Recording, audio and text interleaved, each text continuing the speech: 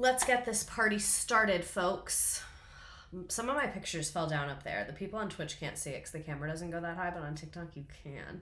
But it's almost winter break, so I'm going to get to finish the whole wall over winter break. Hopefully. We'll see. I told myself that over Thanksgiving, and that didn't happen. Ew, these glasses are literally disgusting. I wish I had put Vaseline on my lips before I started this, but we're here now. While I wait for everyone to join, maybe I should buy that Vaseline that I was wanting. Let's open up a new tab in this bitch. There we go.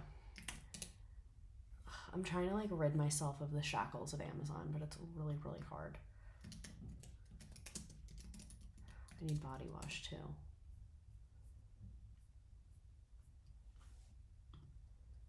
No, not Vaseline. Aquaphor is what I wanted. I love Aquaphor. Finally not late. We love to hear it. We love to see it. That's cool. We'll just try one bottle. Let me put my computer on Do Not Disturb. Welcome to the party, folks. I realized I looked a little naked. Let me pull my shirt up. Can't be doing that. I'm a woman of education now. Can't just be rolling around like that. I love when I actually see her on. I love when you see that I'm on. It's a mutually love relationship. What the fuck was I buying?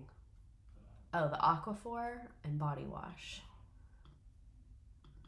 I was listening to that song with Nicki Minaj and Justin Bieber today where he says, "Let me see your body rock." Do you guys know what I'm talking about? Why the fuck did I look up body wash? You have a brand. I use the Method body wash, the blue one. The blue one is the best one. It smells so good. Oh, awesome. I needed Vaseline and body wash, which comes to a marvelous $36. Fucking incredible. What a time to be alive. I love being alive in the time that soap cost an hour's wages for me.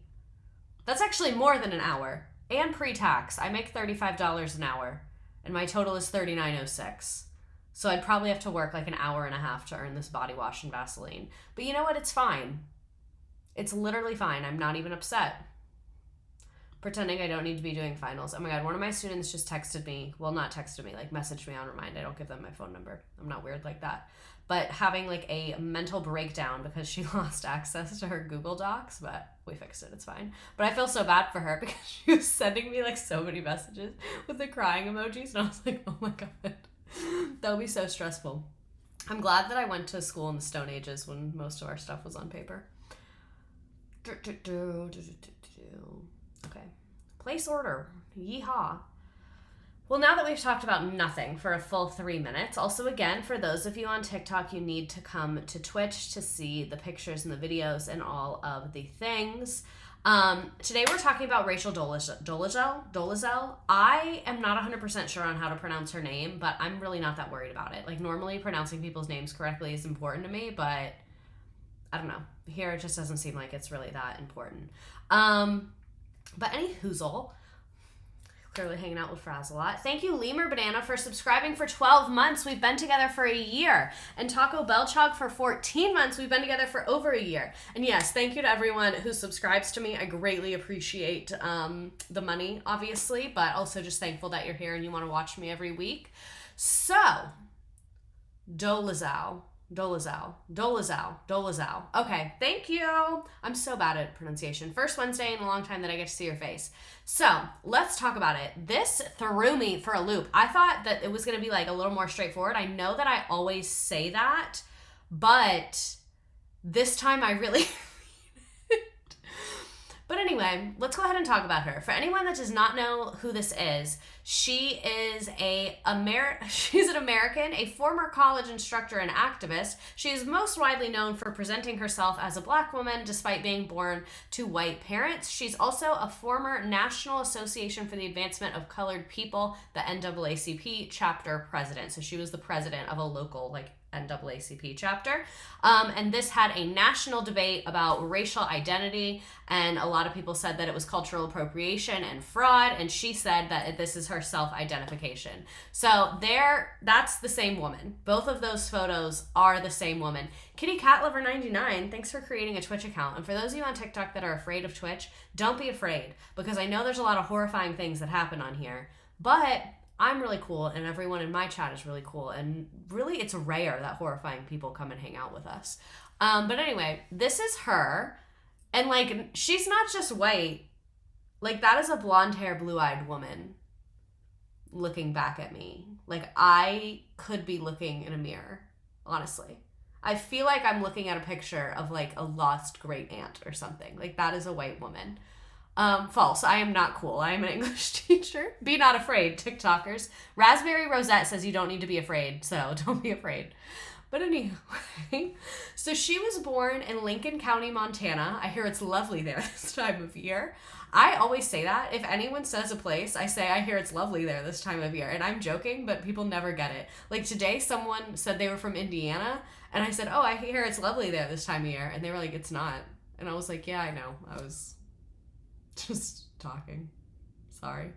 But anyway, she was born in Lincoln County, Montana, November 12th, 1997, to Ruth Ann and Larry Dolezal. I hope I'm saying that right. I will probably mess up so many times. They are white, and they are of German, Czech, and Swedish origin, and both of her parents, like I said, are white. So she was born with blonde hair that was straight and blue eyes. That says it all right there. Her parents got married in 1974, so 3 years before she was born, and her surname is of Czech origin. So here is a picture of her as a baby being held by her older brother, Josh, and she posted this at some point in time. And again, for those of you on TikTok, if you want to see the pictures, you know where to find me. And if you don't, it's Twitch, and it's free. And a lot of people thought you have to pay money. You literally don't. Unfortunately, I had to put these in here. I'm sorry. But, like, literally look at her baby picture. Whose goddamn white baby is that? How did she get away with this for more than 15 minutes? I took my last ever final today. Congratulations, OMG, it's burning. It's not burning in your neighborhood. You're slaying. Whose white baby is that? The Dolezal's baby is who it is. That is a Slavic baby, a Viking from Iceland. That is Caucasian from the mountains of Caucasus. If y'all don't know what the word Caucasian means, it was originally used in like a eugenics way to say that the people from the mountains of the Caucasus were like the most elite people. They're not. There's lots of different ways to be elite. But that's where the word Caucasian comes from, because it was supposed to be like, these are the best people. So then all white people were like, yeah, we're that. That's us, the mountains of Caucasus, baby. But the mountains of Caucasus is like a really like small ass place. So it's not an accurate term by any means. Not that it matters to be accurate and not, I'm fine with it. You can call me Caucasian, I'll be okay. But you get what I'm saying. It's just ironic that that term isn't even accurate. Yet they claimed it. Whatever. So Rachel did grow up in kind of like a culty vibe. It was a strict cult-like Christian family. Her brother Josh has a memoir. I don't know why everyone in her fucking family has a memoir. His is called Down from the Mountaintop, From Believing to Belonging. So he said his little sister, whose blonde hair was so fine that it mimics sunlight, was featured throughout the book. So the two siblings are 2 years apart, and they were raised by their parents who were ex-hippies, that because they were ex-hippies, they turned to religion for life's answers. This is my theory. They had a really bad trip at some point in time and were like, Jesus is the way, and they became Christian fundamentalists. Like, I think they had such a bad, like, mushroom or acid experience that they became Christian fundamentalists, and I'm standing by that statement. I did not know she was raised in an evangelical cult. Right? I told y'all that this stream really led me to some places. It gets so much weirder, by the way.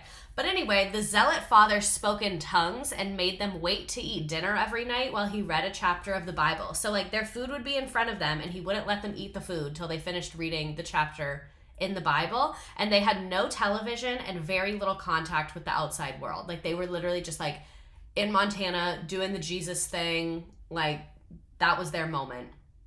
So every time something awful connects back to Christian fundamentalism, I'm like shook, but I'm not surprised. Like, I didn't see this coming, but I should have. Also, speaking of Christian fundamentalism, not this upcoming week. I don't know what I'm streaming about this upcoming week, but the Wednesday after Christmas, I'm streaming about the Duggars. If you missed my first Duggar stream, that's probably like one of my favorite streams I've ever done. So I'm going to use the same slides again and do it again, but obviously will lead to different places. But anyway, just wanted you all to know that. My parents made many mistakes, but at least culty religion wasn't one of them, right? Every time I hear about people raised in like a fundamentalist cult, I'm like, you know what? My life is fine. Nothing bad's ever happened to me, actually. I literally just choked when you said the Duggar stream. So, her dad delivered both their kids at home, and on the birth certificate, they put that Jesus Christ was like the witness, like the person there. Another thing I read said that they put Jesus Christ as the medic. It's in the game, but they literally put Jesus Christ on the birth certificate. Their mom believed that Christians could heal each other and were shielded from evil doing by God's love, and she allowed her children to read Christian books like the Chronicles of Narnia. I don't think the Chronicles of Narnia is Christian. Is that the one with the wardrobe and the kids? You know what I'm talking about? Is that book? I think maybe someone lied to her. I don't really know. But their dad chastised their laziness for lazing indoors with books rather than working in the soil alongside with him. Jesus Christ said, please remove me from this narrative. The lion is supposed to be God. Oh, wow. I really, really missed the target of that book. Wrong audience, I guess.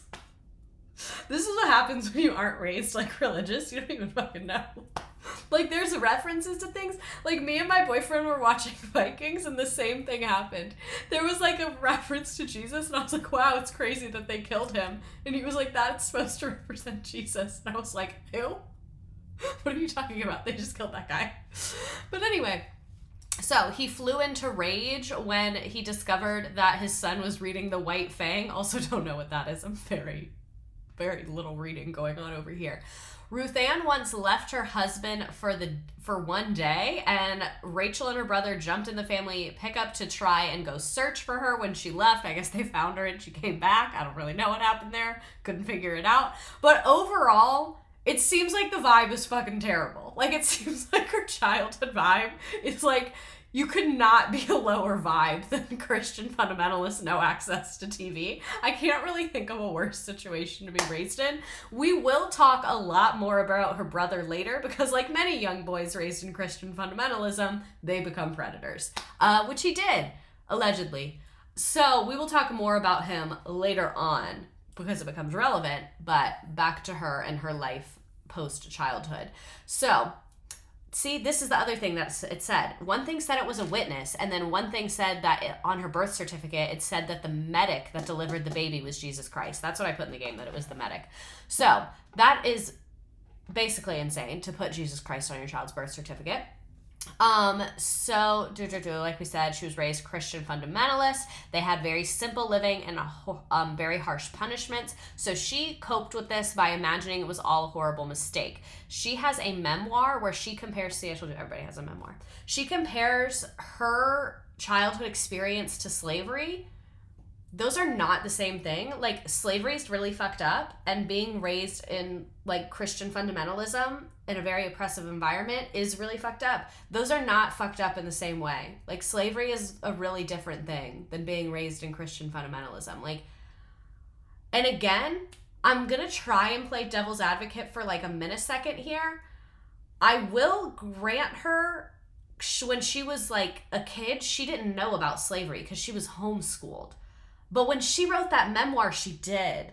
Because by the time she wrote the memoir, she had a master's in African American studies. If you have a master's in African American studies, you deeply understand what slavery is. So I could see as a child where you're like, I feel like a slave because you don't really know what slavery is. But as a woman with a master's in African American studies, you know what the fuck slavery is. Someone told you.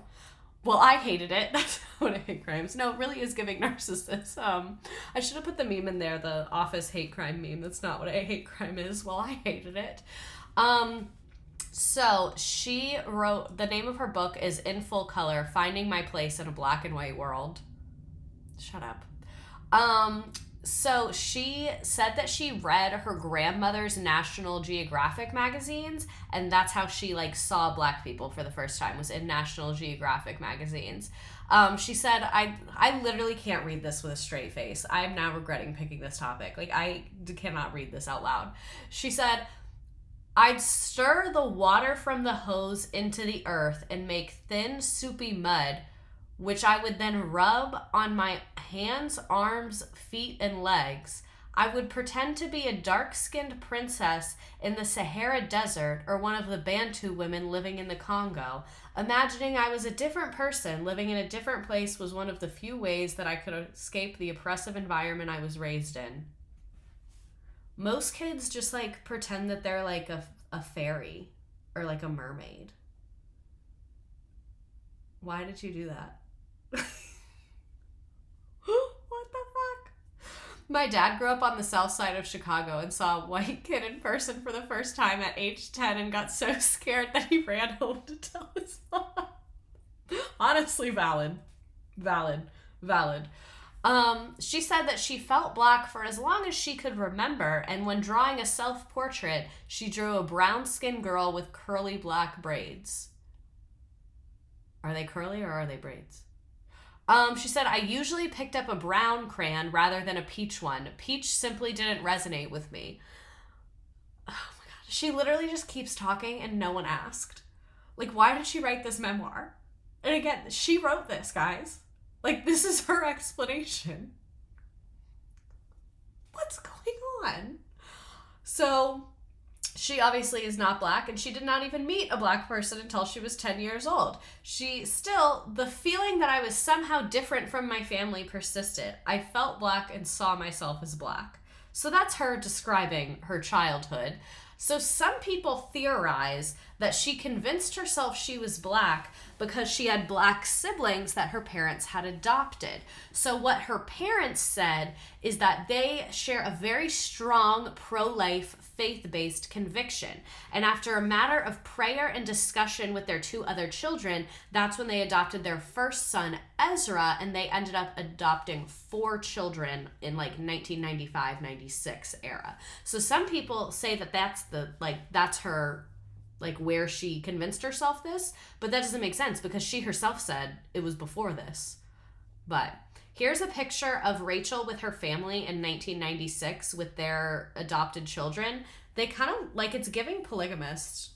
They look like they're all the parents. I guess that's what happens when you adopt kids when your kids are older. So their son at this point is 18 and Rachel is 16. And this is, again, 1990. I think this is before the adoption went through, so this picture's probably a little older because she was born in 77. But that's when they started the adoption thing, was 1996. I think this picture's from slightly before it was official. She looks 24. Did she write her memoir before or after everyone knew she was white? After. After. So again, like, no one asked you to say that. Which one is her? She's the one in the middle with the kid that's wearing the green shirt. These kids look like they don't know what's going on. You know what I mean? I'm worried about them. And then here's a picture of her with her little brother that they adopted. So, very much giving 90s, that outfit. Imagine being jealous of your toddler sibling's skin color. I never even think about it like that. Yes, for those of you on the Tickety Talk, you gotta come to Twitch to see the pics. You gotta come to Twitch. I don't know what to tell you. Sorry. Don't kill. Not the bad guy. But anyway, that is Rachel Girl in the 90s. So she says that they adopted those kids for tax deductions. So the parents say it's because they were pro-life. She says it's because it was tax deductions. It's probably both, if we're being honest. I bet it's both. You know? I bet either they wanted the tax deductions and they were like, oh, and this is great because we're pro-life. Or maybe they were doing like the pro-life thing and they were like, we get tax deductions too? It was probably both. She said, I found myself drawing closer to something that felt oddly familiar. For the first time in my life, I felt like I was truly a part of a family. A funny thing started to happen. I even began to feel more connected to myself. She said this is when she became enamored with Black culture and history, and artwork mostly featured African American depictions. She said that the autobiography of Miss Jane Pittman provided her with much needed solace. Miss Jane Pittman is a famous person that was enslaved that lived through emancipation. So that woman's autobiography, she said, I seriously cannot take this fucking seriously. She said, I could still relate to the aspects of her struggle. I certainly wasn't enslaved, but it wouldn't have been too much of a stretch to call me an indentured servant. Miss Pittman's plight and her perseverance resonated with me. I knew what it was like to be a child and have to work as hard as an adult, and how it felt to be used and abused. I also understood the pain that comes from being treated as less than a full human being and the fortitude required to fight this sort of injustice. So she left rural Montana and went to college in Jackson, Mississippi, and she said this is where her inner Blackness flourished. Rachel, is the inner Blackness in the room with us? What are you talking about? Literally, what are you talking about? What inner Blackness? You are white. What are you talking about? Again, it's not in the room. So she spent her week living on campus. Where was I? She spent her week living on campus with a blonde-haired, blue-eyed ballet dancer roommate, but she spent her weekends attending an all-Black church. And then she said, as I got more involved with the Black Student Association, campus activism, and my artwork, the more Afrocentric my appearance became. She started wearing her hair in box braids. For those of you that don't know, it's like the small braids with lots of them, like what Jen Shaw was wearing her hair as when she got arrested. That's box braids. Where was I? She started wearing her hair in box braids and sporting brightly colored dashikis, and so people started to question. A dashiki, I don't know how to describe it. I'll just show it to you.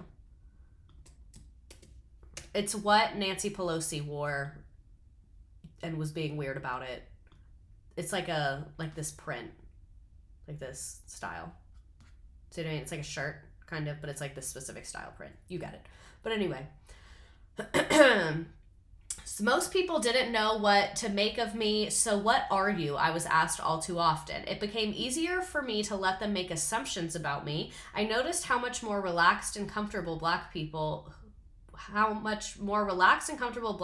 assumed I was Black were around me. So she's basically saying it, because I could tell they let their guard down, that made me feel good. So I just let them think I was Black, which, weird mental gymnastics there. She said that she moved to, this is a quote, the poor Black side of town and started to be treated as a member of the community. I would laugh at jokes told at the expense of white people and lodge some pretty fierce critiques about white culture myself. I felt like I was adopting a new identity and I felt less like I was adopting a new identity and more like unveiling one that had been there all along.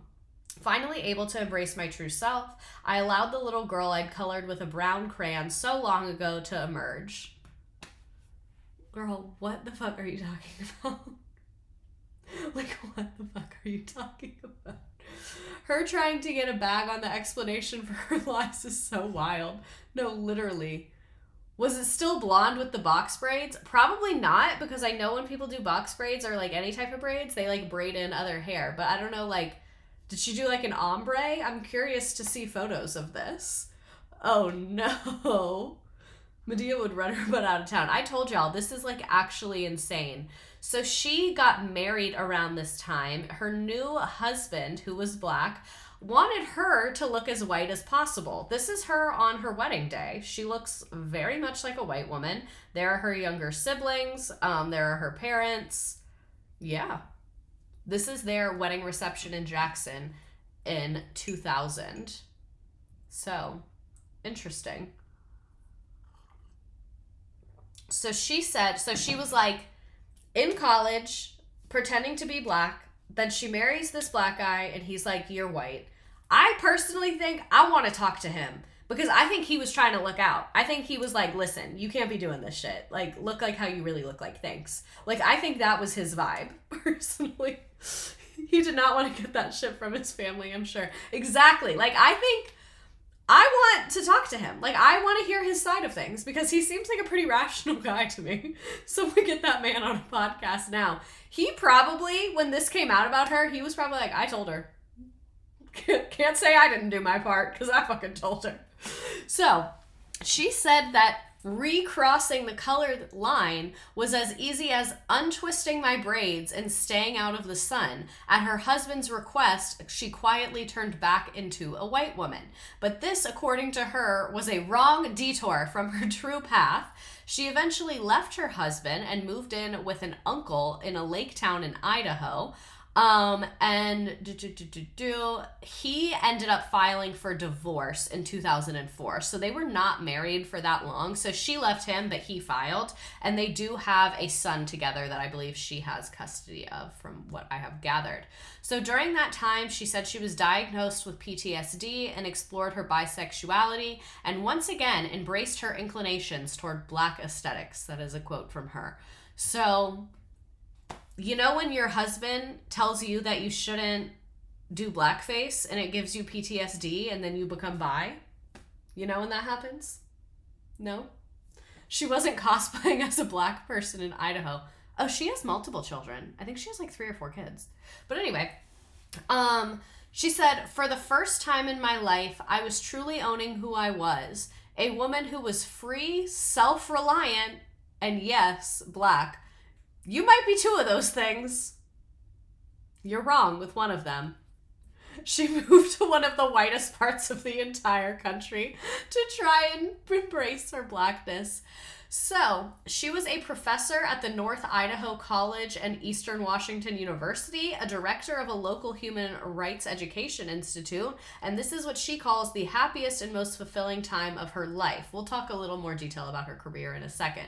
I was a Black is Beautiful, Black liberation movement, fully conscious. I don't want to say this. I don't want to say it, but it needs to be said. This is her quote. I would never say this. A woke soul sister. Don't call yourself that. No, that's not a thing.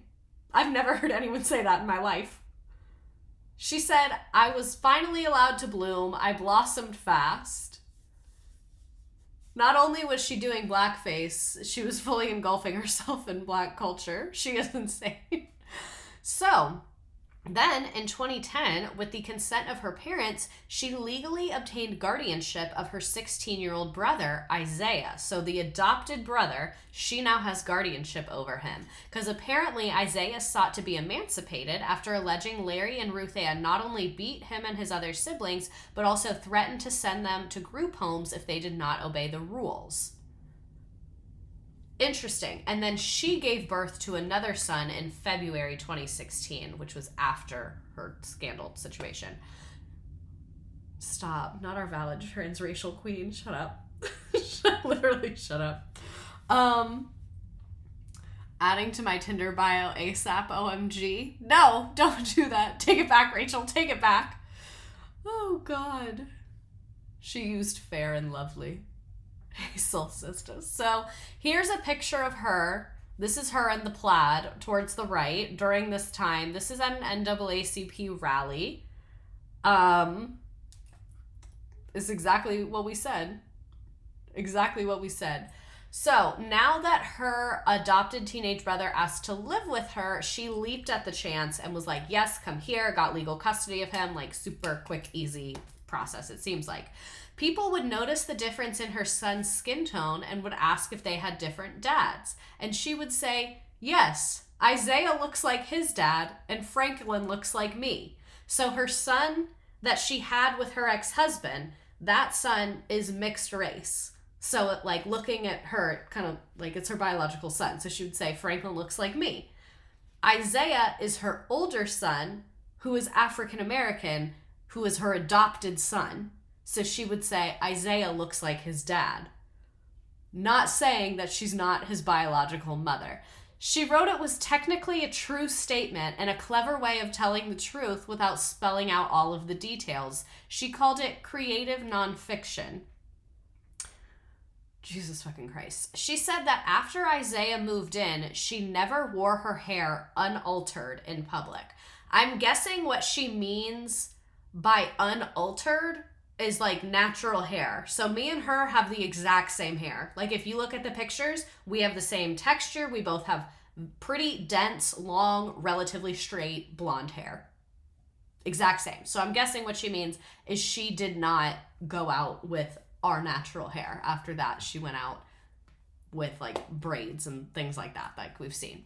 She said, I consciously maintained some warmth of color in my skin through sunbathing or bronzer sprays. I'd already been identified by the media and other people as Black or biracial countless times, so it wasn't hard for me to go one step further and fully commit to the look that made visual sense to the people who knew me as Isaiah's mom.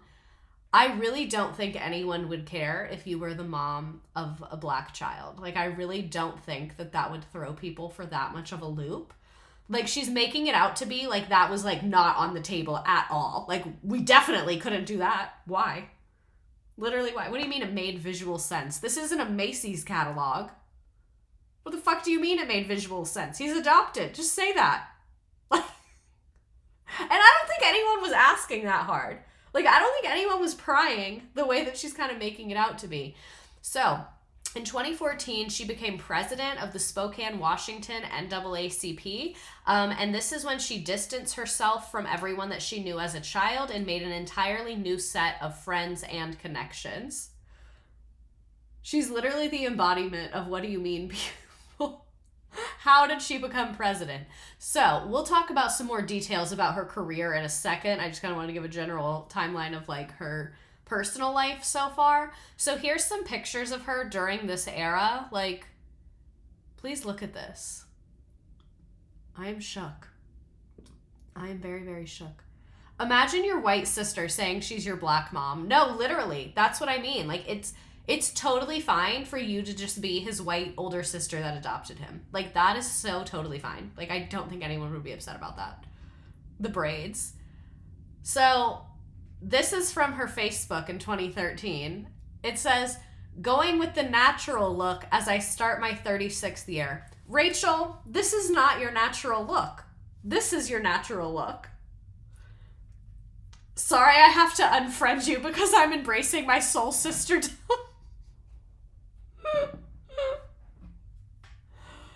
Here's another picture of her. This is with some of her art. And then here is her with her son. I believe this was at his high school graduation. And then that's her younger son. So this is her biological son, and this is her adopted son. So you see, she would say, Franklin looks like me, and Isaiah looks like his dad. What hairdresser allowed this? She does it herself. So that's her personal life. I want to go through the details of her education and career a little bit more closely. So, can I teach a Sister Wives class soon? Maybe. I'll think about it. We've already done 2 of those. I'm teaching a Duggar class on December 27th. But anyway, so she was homeschooled via the Christian Liberty Academy program where she got a 4.0, and she was one of several co-valedictorians upon her graduation in 1996. She got a $2,000 scholarship for entering an art contest. In 1998, she entered art at Spokane's annual Juneteenth celebration. Whatever, man. She expressed African American themes through collages and mixed media artworks. We will be looking at her art later. Following the completion of high school, she attended Belhaven University in Jackson, Mississippi. That's where she got her bachelor's in 2000. Then she attended Howard University, which is a historically Black college in Washington, D.C. She received a Master of Fine Arts there in 2002. Her thesis at Howard was a series of paintings presented from the perspective of a Black man.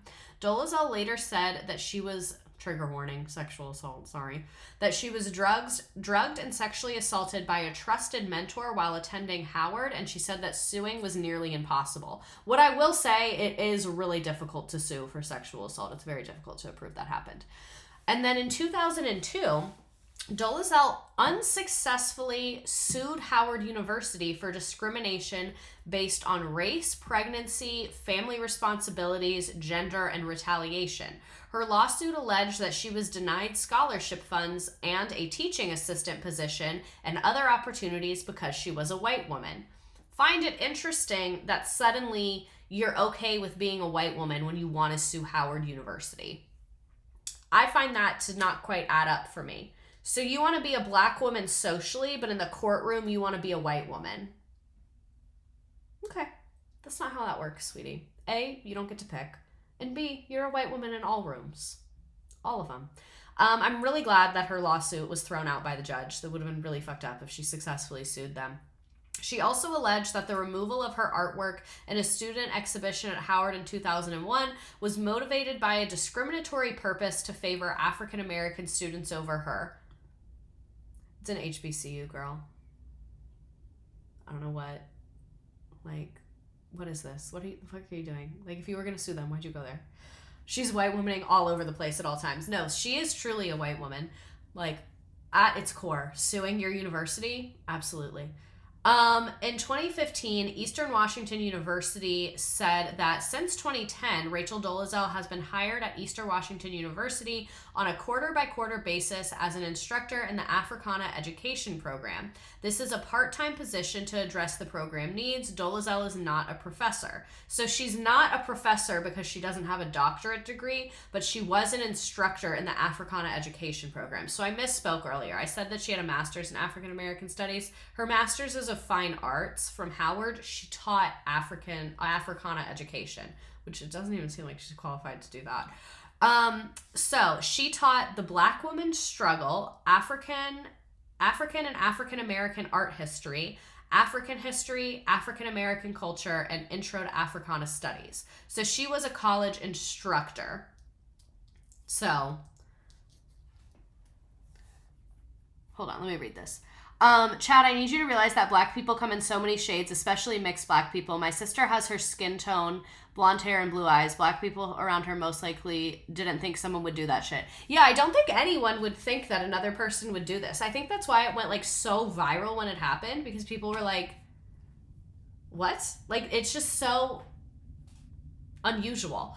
And a statement by university officials on June 15th, 2015 indicated that she was no longer an employee of the university, and despite not being a professor, she used the title professor on many websites. She was also a frequent contributor to Inlander, an alternative weekly newspaper in Spokane. So that's her job before all of this happened, is she was like a college instructor about like African American studies and art and African history and art history and all of these things.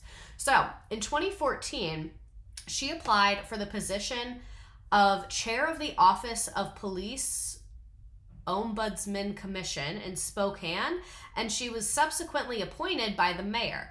In her application, she identified herself with several ethnicities, including Black. On the form, she checked Black. Rachel Dolezal allegedly told Spokane officials that her father was a Black law enforcement officer from Oakland when seeking the appointment to the Police Oversight Committee. The Spokane Spokesman Review reports, I thought that kind of background would be beneficial, said Spokane City Councilman and Public Safety Committee Chairman John Snyder. I remember that very clearly, said Walter, who was on the selection panel at Mayor David Condon's request, and thought that someone who grew up in a law enforcement family and was active in civil rights issues would be good to have on the panel. So in Washington, they have this like panel of people to oversee the police wrongdoings and things like that. She was put on that panel because she said like, oh, I'm a civil rights activist, I'm the president of NAACP in Spokane, and I come from like a law enforcement family. So I can see why they were like, oh, you'd probably be a good person to have on this panel. Like, you're probably able to look at a lot of different perspectives about things. No. So she also, however, identified a Black man that was named Albert Wilkerson as her father. She explained in an interview that he was a spiritual mentor, and he is said to have worked in law enforcement, but it's not clear if he ever lived in Oakland. So maybe she was talking about him, but we don't really know. An article in 2008 says Wilkerson's family moved north from Birmingham, Alabama after his father had a confrontation with a white police officer. Dolezal said in a 2015 radio interview that her Black father had moved north, quote, on the midnight train because of such an altercation.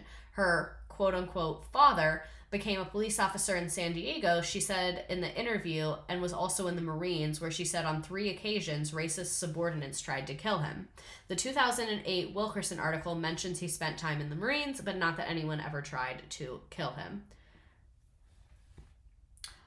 Oh, an ombudsman is a borrowed military term, someone who is a liaison to family and advocates for needs. Thank you. That makes sense. That makes a lot of sense. She didn't even have to lie. She could have left it at, I'm an NAACP chapter president. She's speaking from a sort of delusional persona. No, she really is. Like, it's really not adding up. And then this is a post from her Facebook in 2014. She said, "Me, my oldest son Isaiah, and my dad." This man, as we know, is not her biological father, but is apparently kind of a mentor. "If you are going to scam, scam right. Have a complete story. Assume you will get caught and prepare accordingly." Ain't that the truth? She has also claimed to be a victim of race-related harassment. I think she's more on the giving end of race-related harassment. On September 29th, 2009, she stated to, I believe this is a radio station, that a noose had been left on her porch, and in July 2010, she resigned from the Human Rights Education Institute and said that she had been the target of discrimination. Her biography on the Eastern Washington University website stated that while she was living in Idaho, at least 8 documented hate crimes targeted Rachel Dolezal and her children. She reportedly made several reports of harassment and other crimes to the police in Idaho and Washington, including that she had received a hate mail package at her NAACP P.O. box and that a swastika was placed on the door of the Human Rights Education Institute where she had previously worked. Regarding the hate mail package, detectives said that the envelope contained the alleged threats had no postage stamps or barcodes or any other indication of having been handled by the Postal Service. The postal inspector said the only way this letter could have ended up in this P.O. box is if it was placed there by someone with the key to that box or a USPS employee. And the USPS is the only blue that I back. I love the USPS. I do not think that they would do this. According to the spokesman review, none of her allegations had resulted in the arrest or any filing of criminal charges. And then, like we said, on that police commission, she said that she had African American, Native American, German, Czech, Swedish, Jewish, and Arabic heritage. And in an article she wrote for The Inlander in March 2015, she included herself when discussing Black women through the use of the pronouns we and our. So that's kind of like where we are, like right before this, I don't want to call it a scandal, but this situation breaks. So June 2015, shit hits the fan. This is when everything comes out about her. She's claiming it all. She really said, "I'm every race. Why can't we all just get along? I don't see color." This story is... So this is her parents being interviewed. Parents out Black NAACP leader as a white woman. No one stan her parents because we're about to learn some fucked up shit about them later. Strange. It just doesn't seem to make sense. You've provided us a birth certificate of Rachel's. You've given us family photos of Rachel. Why is your daughter then pretending to be Black? We can't answer that question for her. She has not explained to us why she is doing what she's doing and being dishonest and deceptive with her identity. For those of you on TikTok, you have to come to Twitch to see the videos. Though. Why do you think she's pretending? Well, basically, bottom line, we're just saying that we're confirming the parents said therapy no, CNN yes. And we do not they said fuck the local news, why CNN it is. It's necessary to misrepresent her ethnicity. No, this has clearly been going on for a while. When did it start? It started kind of gradually, maybe around 2007 or so, but we first heard about her claims to be African American. OMG, it's DYC. From a newspaper Thanks for article subscribing. From the Spokane, Washington area, and that was the first we knew she was doing it. She has never claimed to be biracial or African American in our presence. She's risen to be a leader, as we see. I mean, she's the president of the local chapter of the NAACP. She's risen to be a leader in the African American community in Spokane. Why, you say the first time you heard about her misrepresenting herself was from a newspaper, or when a newspaper article came out. Is that why you haven't spoken out before? Well, this newspaper article that I'm referring to was some years ago, but Rachel has not wanted to have contact with us And so OMG, we I'm the haven't reason you communicated downloaded with Twitch? her about this. We've Thanks. only recently been contacted as her Oh, we'll get her into the parents parents. to verify that she is our daughter. We've never been brought into the picture. We've never been asked these questions until now. I mean, this seems to be quite a mess. Do you wish you would have spoken out sooner? I'm sorry, I need to read this comment. I remember when this happened, and my fundy Christian grandma said, well, we're all a little black because the Garden of Eden was in Africa. Girl, what? Sooner? Well, a lot of people I'm gonna knew put this on, that Rachel was white. like, quicker and speed. for a while it seemed like she was just doing more of a artistic, expressive representation of her, identifying with African Americans by doing her hair and extensions and things like that. But when it started to be claims that she Y'all was were a little black when we were African-American, enslaved. then Exactly. as family, we didn't take the initiative to report her doing that, but there were many other people from her hometown and from the area that knew that she was not African American, and no one of them spoke up either. And they were just puzzled. I think a lot of folks are puzzled, this TV anchor included. When it comes to This the TV family, anchor you said included. you haven't talked to her in a while. There's clearly some complicated family dynamics at play here, and then you haven't talked to her in a long time. To Why whom is do you that? report this to? Exactly. It's at her request. They're like, why didn't you report it? Because Rachel has To- chosen to distance herself from the family and be hostile toward us. She doesn't want us where she is. She doesn't want to be seen with us because that ruins her image. So what's your reaction, Lawrence? Remember, when her and her it first husband got came divorced to your after like a attention few that she was- years. that she He's said out of she the was picture, African-American? long What gone was by your now. reaction? I don't know where he's at. Oh, we were just puzzled and didn't understand why she felt it was necessary to misstate her ethnicity. Now, you haven't spoken to her on her request. What would you like to say to her now? Holding it down for the black folks in this chat. You're greatly We appreciated. would tell her that we love her, we care about her. Just be honest. Tell the truth. Ruth Ann, do you think she should remain the head of the NAACP there? That certainly is not my decision. So her parents are kind of boring, but you get the picture. Her parents kind of outed her on the shit that she was pulling. This is like the viral news clip of like right after this news broke. This is her response to this. Right? This is in 2015. Imagine if this happened during TikTok times. Is that your dad? Yeah, that's my dad. This man right here is your father? Right there? You have a question about that? Yes, ma'am. I Okay. was wondering if your dad really is an African American man. That's a very. I mean, I don't know what you're implying. Are you African American? I don't understand the question of. I did tell you that yes, that's my dad, and he was unable to come in January. Are your parents? I'm Are not- they white? Are your parents white? And she immediately makes a fucking beeline. I'm sorry, I just want to watch that again. Let's roll it back. Is that your dad? Yeah, that's my dad. This man right here is your father? Right there? You have a question about that? Yes, ma'am. I Okay. was wondering if your dad really is an African American man. That's a very. I mean, I don't know what you're implying. Are you I don't know what you're African-American? implying. I don't understand the question of. I did tell you that yes, that's my dad, and he was unable to Is come. that your man? Are your parents? I'm Are not- they white? Oh my god. So fucking unhinged. Here's another interview with her. Civil rights activist in Washington I don't think State. this She is- claims she's black, but her parents say that's not the case. CBS 4's Adriana Diaz has more on the race debate. The ombudsman for the interim and permanent.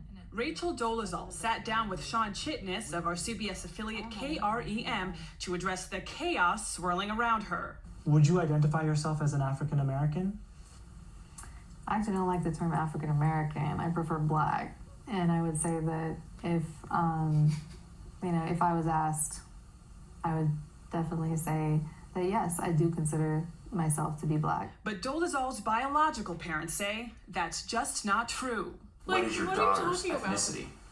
Our daughter is primarily German and Czech, and of European descent.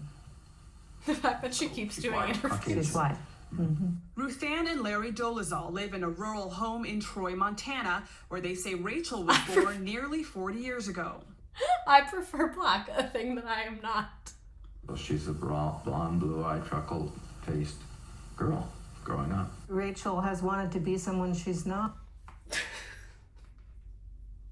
It's literally just so much. Also, saying you don't see race is so dismissive. Who said that? Did she say that? I don't think she said that. She saw race, just not the right one. So public reactions to this. After the controversy regarding Dolezal's deception became public, the NAACP released a statement in support of her leadership, but then a petition asking her to resign, so she ended up stepping down from that position on June 15th, 2015. An investigation into her behavior as the chair of the Office of the Police Ombudsman Commission in Spokane concluded that she had engaged in a pattern of misconduct, and they unanimously voted to remove her from position as chair. And then June 15th, 2015, the Inlander, a publication that she'd contributed to before, announced they had cut their ties, saying that they felt manipulated and deceived.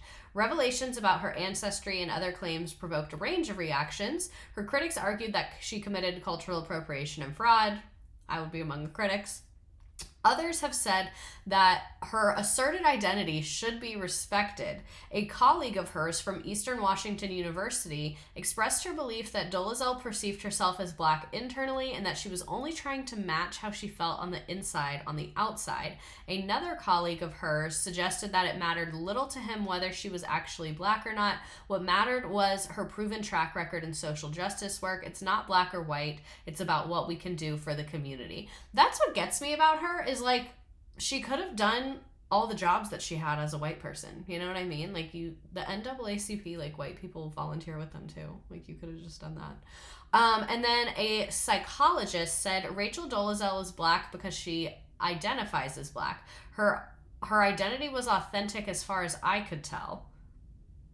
Someone look into this person's credentials. And then sociologist also defended her by saying, sociologist Anne Moring to be specific, said, "We're getting more and more used to the idea that people's racial affiliation and identity and sense of belonging can change or vary with different circumstances." And then Washington Post journalist Krisha Thompson described her behavior as white guilt played to its end. Thompson discussed the issue with psychologist Daryl Wing Su, an expert on racial identity, who suggested that Dolezal had become so fascinated by racism and racial justice issues that she over-identified with black people.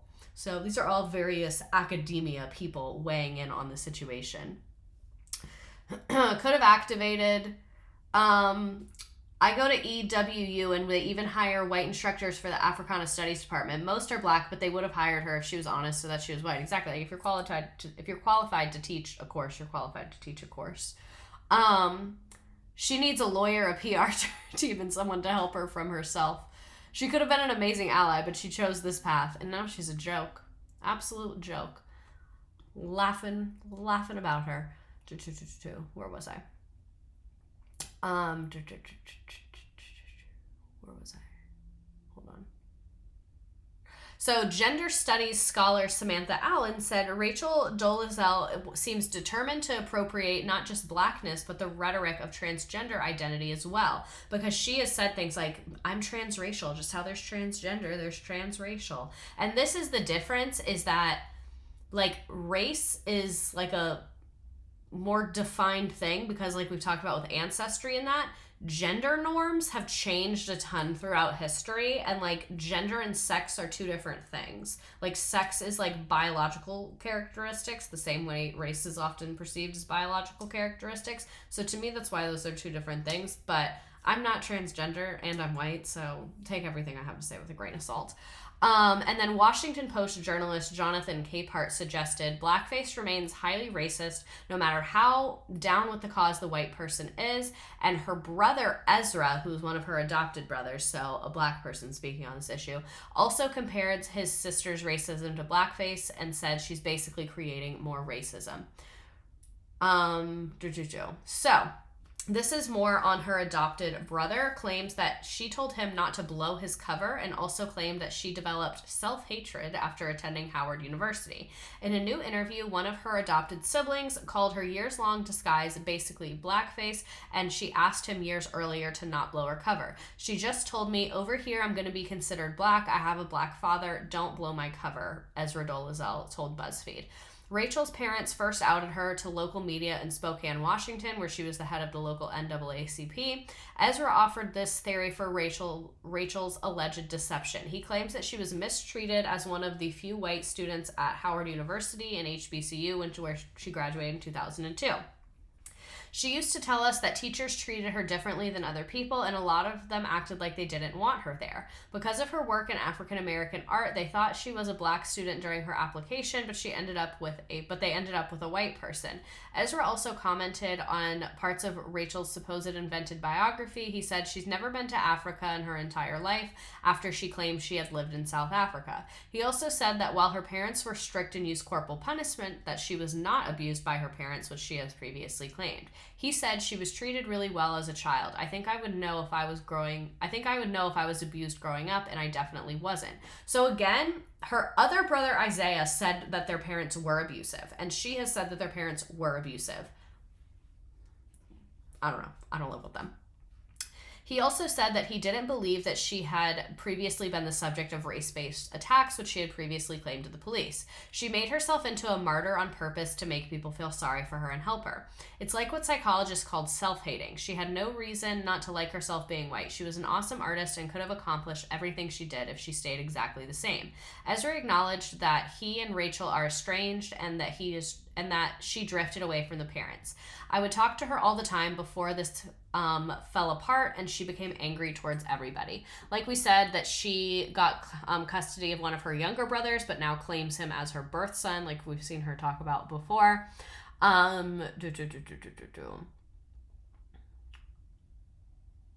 So in the same story, Rachel's mother, Ruth Ann, said that she had not had contact with Rachel in several years. And Rachel said, reality is Larry and Ruth Ann that are questioning, what I'd say to them is, I don't give I don't give two shits what you guys think, you know? Like, you are so far done and out of my life. And then when they said, do you identify yourself as African American? She said, I actually don't like the term African American. I prefer black, and I would say, if I was asked, I would definitely say yes, I do consider myself to be black, which is what we saw her say in that clip. A close relative said that Rachel has not been in touch with her blood relation much since she left for college, and that this family feud spilling into the national media is basically what it is, a family feud. And then he said, I'm sure I would welcome her back, the relative said, and forgiveness there has to be coming together. You can forgive, and that's your responsibility. Theirs is to work out their own problems. And Ezra, her brother, also told BuzzFeed that he felt Rachel's alleged deception was a slap in the face to African Americans in their struggle. She puts on dark makeup on her face and says that she's black. It's basically blackface. So this is her brothers addressing her race. These are the two brothers, so it seems like their family's kind of split. They adopted the 4 children. These are the 2 that still are with the parents. One brother lives with and was adopted by Rachel, and the sister appears to have kind of gone with Rachel as well, not in like a legal way, but in just like a taking sides way. So this is an interview with the brothers that are still very much like living with the parents. We have an ABC News exclusive in the story of Rachel Dolezal, the NAACP leader now accused of lying about being black, her own parents coming out and saying their daughter is, in fact, white. And now her 2 adopted brothers are speaking out, offering their take on the sister and the secret that she asked them to keep. ABC's Candace Gibson is in Spokane, Washington for us this morning. Hi, Candace. Hi, Paula. Also, before we talk to the brothers, I want to read this comment. So Ezra is spilling all the hibiscus tea right now, and that's fair. I don't like African American, but I'm actually black. Yes, a lot of people feel this way, and I can completely understand that because I'm going to explain it. Let me know if this is your sentiment. This is just what I've heard other people say, is the term African American doesn't really make sense for a lot of people because a lot of people have black skin, but they're like from the Caribbean or from South America or different places that are not Africa. So that's why they don't like that term, because it's not accurate for them, is what I have gathered. Hi, Dan. And I got to tell you, the more we talk with people in this small town of about 200,000, the more we get a sense that people feel duped by the head of the local NAACP. In the meantime, the person at the center of this controversy, the root of it all, isn't speaking out.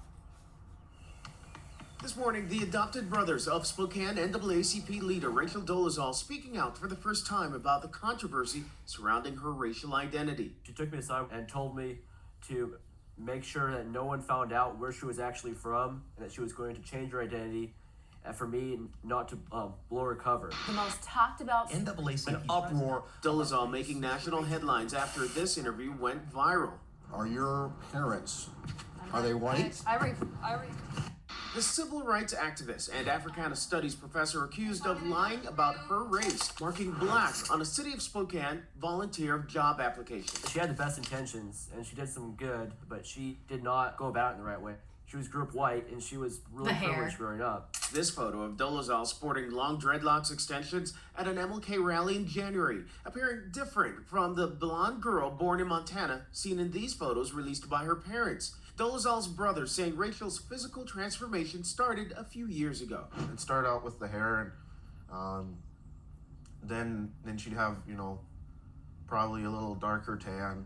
And it was very progressive. Dolezal emailing NAACP chapter members over the weekend, writing, "There are many layers to this situation." Her credibility on the docket Monday when the NAACP board meets. Dolezal's predecessor as chapter president telling me he had no idea Dolezal might be white. You had no idea your successor was white. Right. It just didn't matter with me, really. So she said, I went by what she said. And what did she say? She said African American.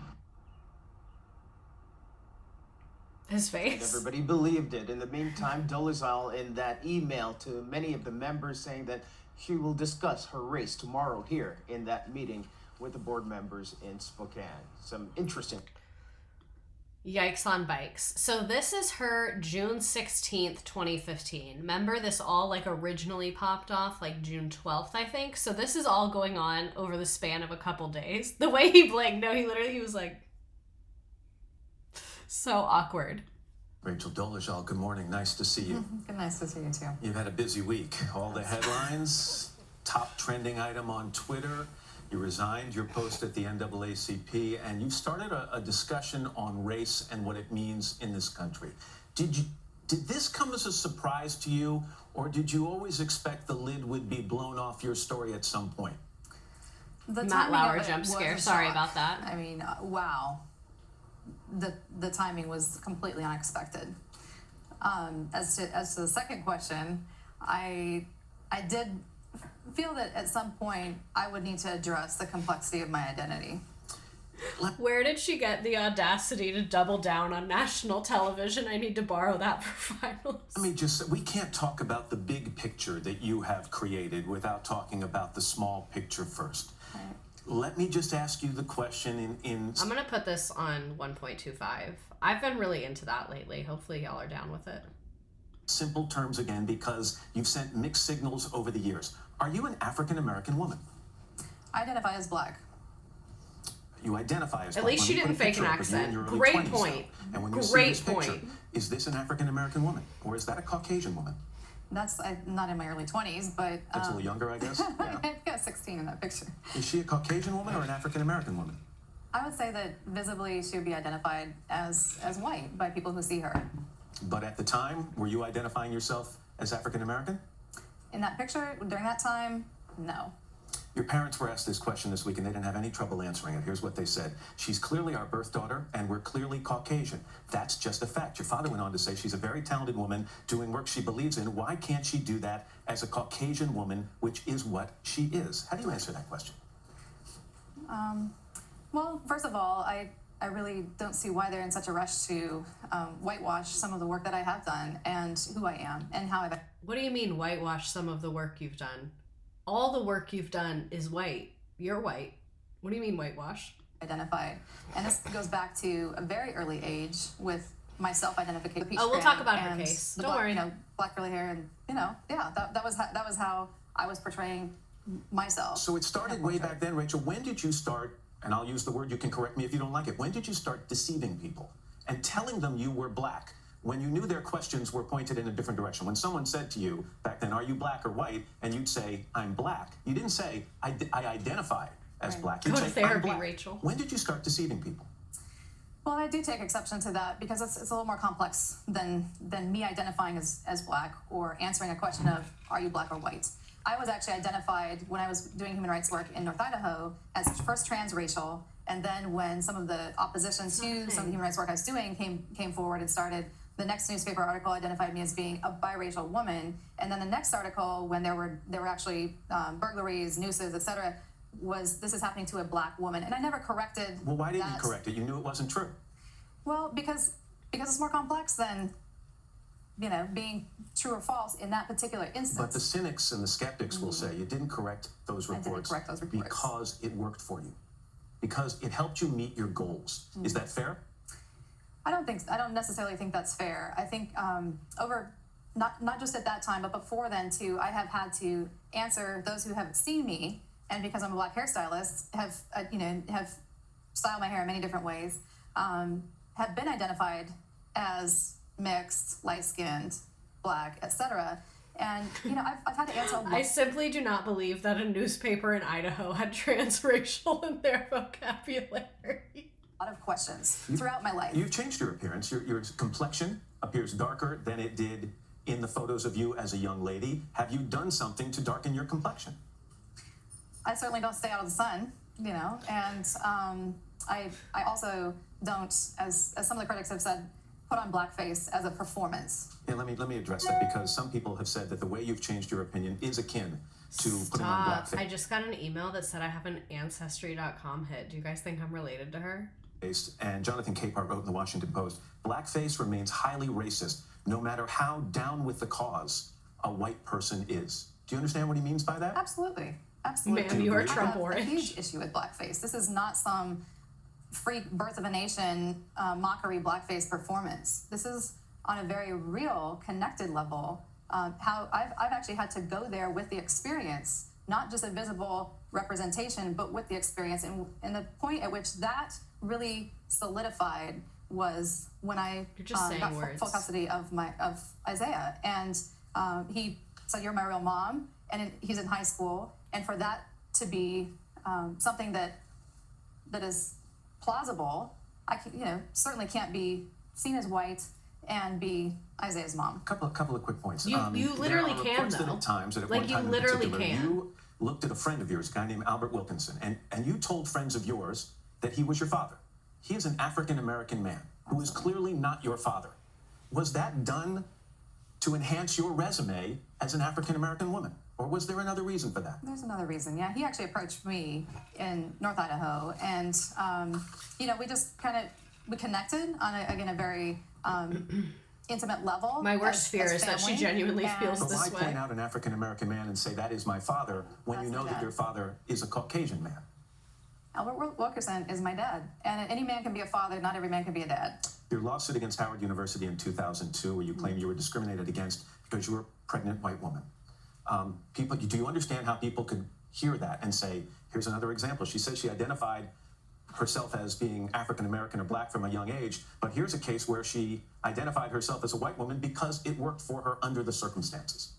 The reasons for my full tuition scholarship being removed and my teaching position as well, my TA position, were that other people needed opportunities, and you probably have white relatives and that can afford to help you with your tuition.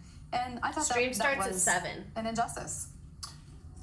Would you make the same choices, given all that's happened, and given the fallout from it, but also the positive side of the discussion that has come out of it? Would you make the same choices you've made, Rachel? I would. And what do you want to come out of it? What discussion do you want to prompt? Well, as much as this discussion has somewhat been at my expense recently in a very sort of viciously inhumane way, between this and Trump's campaign, I can see why I disassociated in 2015. And I hope that really can drive at the core of definitions of race, ethnicity, culture, self-determination, personal agency, and ultimately empowerment. But when you say you would make the same choices, wouldn't you go back and perhaps be a little more transparent about certain things in your life, or correct some of the things? The way she goes back to being white when it benefits her. Exactly. there are probably a couple interviews that I would do a little differently if circumstances, in retrospect, I knew what I know now. But overall, my life has been one of survival, and the decisions that I have made along the way, including my identification, have been to survive and to, carry forward in my journey and life continuum. You resigned your position at the NAACP out in Spokane. Do you feel you could have been as effective? By the way, you should get a lot of credit. A lot of people feel you breathe new life into that chapter. Could you have been as successful? Could you have had as big an impact had you been a Caucasian woman as opposed to being identified as an African American woman? I don't know. I guess I haven't had the opportunity to experience that. I had shitty parents too, and I can confirm I'm still white. I'm not sure. And finally, your two sons, Isaiah and Franklin, are here in the studio. They are. If I were to ask them if you're a black woman or a Caucasian woman, how do you think they'd answer? Well, I actually was talking to one of my sons yesterday, and he said, "Mom, racially, you're human, and culturally, you're black." And, so, we've had these conversations over the years. I do know that they support the way that I identify, and they support me. Ultimately, those boys are going to be on a mental journey. Rachel, thanks for talking to us this morning. I appreciate it. Thank you. And they're going to need a lot of therapy, I think. A whole lot of therapy. So Esther, her adopted sister, posted messages of support online on her blog and her Facebook page. She said that she attended North Idaho College, which is about 30 minutes away from Spokane, and she has implied that she has taken Rachel's side in this family dispute. She said, and then the parents said, Esther is also on the list to stay away from at the moment. We're dealing with an internal family issue. And this is what Esther said on her post. She said, "It amazes me how fast people are willing to tear down someone who has worked very hard to get where they are. It amazes me how after all these years in the civil rights movement, it has still come down to what color someone is. It amazes me how far people will go to tear down someone's feeling of security, how someone will use anyone they can to tear someone down. Not only do they target that person, but they have to target anyone they know and love, not caring about the chaos they leave in their wake, not caring who or what they destroy as long as there's ultimate pandemonium in the end. For something that is making a difference, someone that is making positive changes in this messed up world, why would someone want to stop the good work they're doing? Why would someone want to reverse the positivity that's been created? Why does everything have to come down to race? Fakeness. People say it's fake.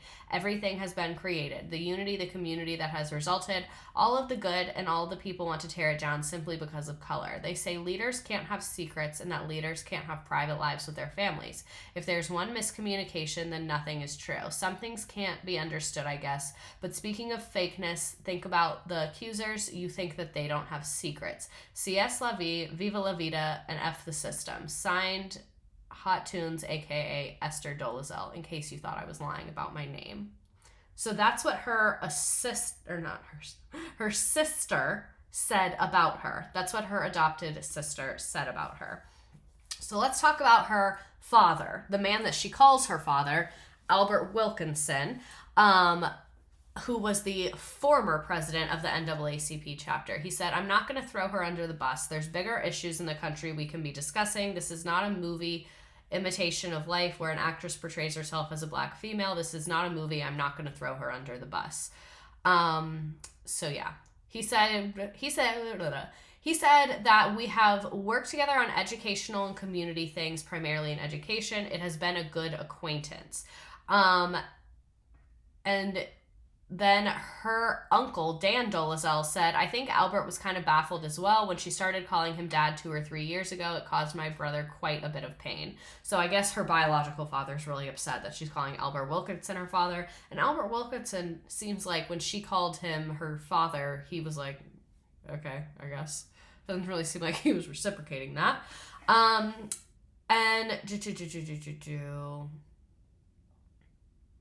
And Dolezal said, "Up to this point, I know who raised me. I haven't had a DNA test. There's no biological proof that Larry and Ruth Ann are my biological parents. I'm not necessarily saying that I can prove they're not, but I don't know that I can prove that they are. I mean, the birth certificate was issued a month and a half after I was born. Certainly there's no medical witnesses to my birth. It was in the woods." So I guess now she's trying to say these people aren't even her parents. I just felt like that was really chaotic, and I kind of want to include it.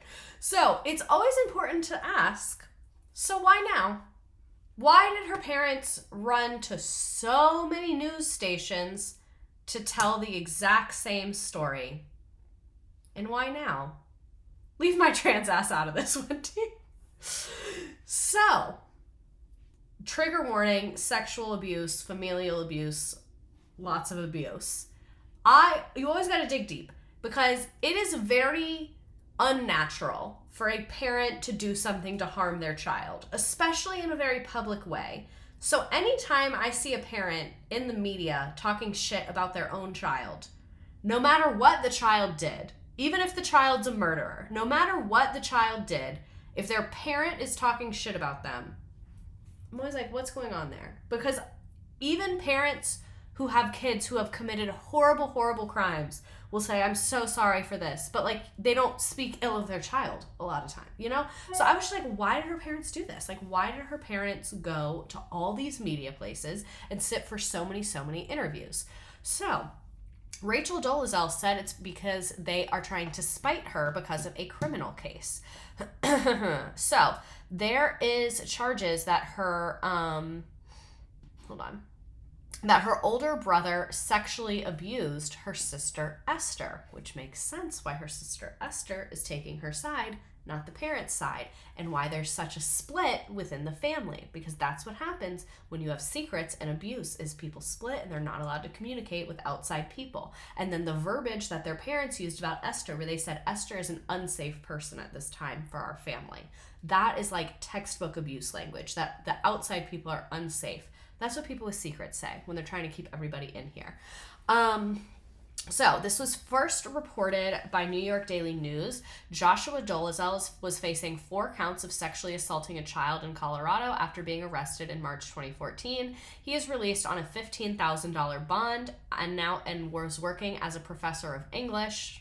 Weird that you could get that job with that charge, at Central College in Iowa. According to a Colorado affidavit and arrest warrant received by BuzzFeed News, the alleged abuse occurred in the Dolezal home between 2001 and 2002. The documents state that the alleged victim was 6 or 7 when the abuse was carried out by Joshua, who according to documents was 19 years older. So that means he was a full-grown ass adult. The documents obscure identity and gender of the victim, but Rachel Dolezal previously told the spokesman review of a Colorado lawsuit filed by her sister against their brother. Rachel and Josh's parents, Ruth Ann and Larry, confirmed to BuzzFeed News that their adopted daughter Esther had made criminal complaints, and they said that this was absolutely untrue. Jay Dolezal would follow, redacted name out because I think it was Esther, would follow, so I'll just say her, followed her into the bathroom and would make her undress and would touch her and her area on her skin. This happened over 20 times, according to an affidavit prepared by the Clear Creek County Office Detective Al Billinger. Does have some pretty fun local newspaper names. You gotta watch the Joshes.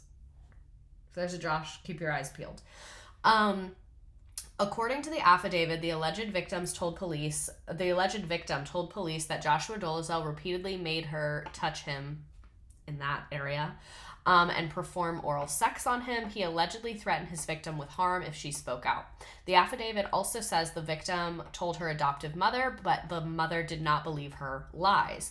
The alleged victim was eventually placed in a home for abused children, according to the affidavit. The affidavit also claimed that Joshua Dolezal had victimized an older sister, a possible reference to Rachel. In a separate incident that allegedly took place in 1991, an alleged victim told Billinger in an emailed statement when Joshua Dolezal was 16 or 17, he allegedly pinned her to the ground and tried to pull off her clothes. According to the statement, Joshua showed the alleged victim a collection of photos of topless and naked African women from a National Geographic magazine and said he would masturbate and get off with these pictures and was turned on by the black body and was curious about black women generally. Joshua allegedly apologized to the victim for the incident when he came home for summer break in 1996, that he probably messed up her from that and he couldn't take it back, but he was sorry. Esther was not alive at the time of this alleged 1991 incident. Ruth Ann and Larry claimed to BuzzFeed News that Esther invented the story of abuse due to mental health problems, describing her as a chronic liar. So, Exactly what I said. This family has motherfucking secrets. Christian fundamentalist families have secrets. I told you all. Christian fundamentalism breeds abusers. And Joshua Dolezal is an abuser. Hot layers of onion shit. I told y'all. This whole family needs to apologize to the Black community. For real. For real, for real. So the Dolezals said that Esther was sent to Shiloh Christian Children's Ranch in Missouri for medical treatment. The center describes itself as offering treatment to abuse, neglected, and other children. An employee of the ranch who wished to remain anonymous because they were not authorized to speak to the media said that the center would not exclude a child who had mental health issues or had been abused. We don't exclude children that have not been abused. Our primary focus is on abused and neglected children, but there's other categories too. Ezra, Rachel's other adopted sibling, told BuzzFeed News that Rachel was instrumental in the legal action against the family member who was unhappy when she took her parents to court and won custody of Isaiah, the adopted brother. Rachel now refers to Isaiah as her own son.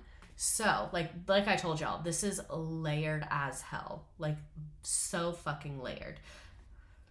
Jesus Christ. So, the Dolezals said they did not understand why their adopted daughter would team up with Rachel to destroy the family. Our daughter Rachel is desperately trying to destroy our biological family. Over these attempts have become more serious. These malicious accusations need to be recognized for what they are. We are just hopeful and praying for our justice system will work for justice and not just be a platform to be abused.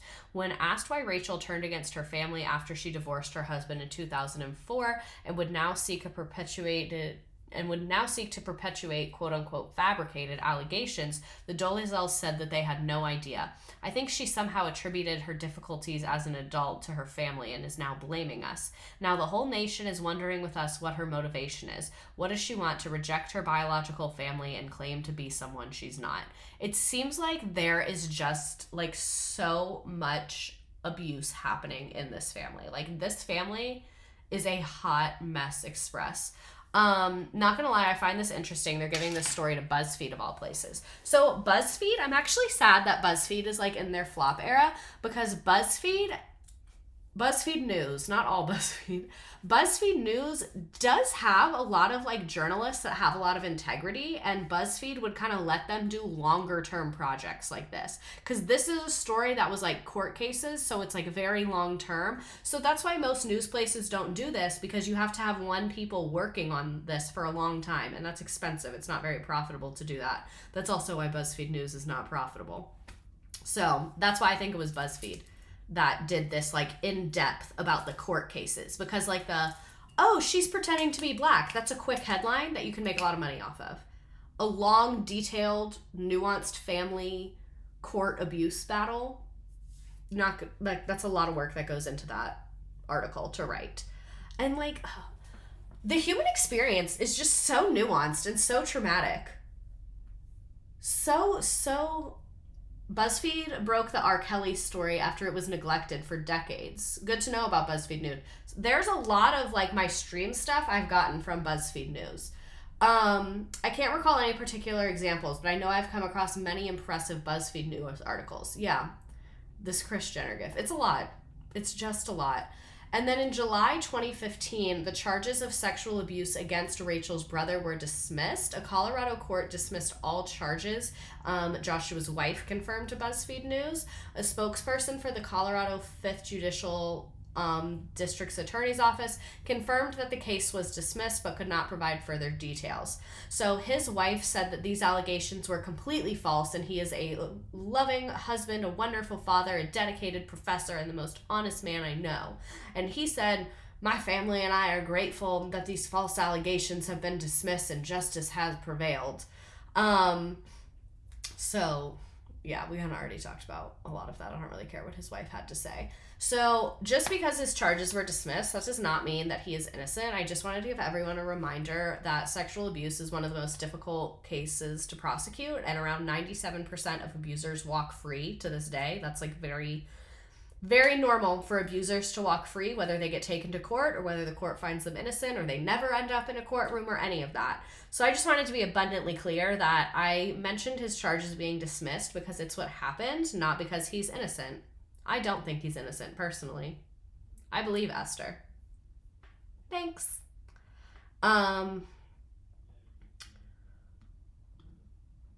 Thanks for highlighting. I also saved that meme. So this is a few months later. This is in November. So remember, all of the shit hit the fan June.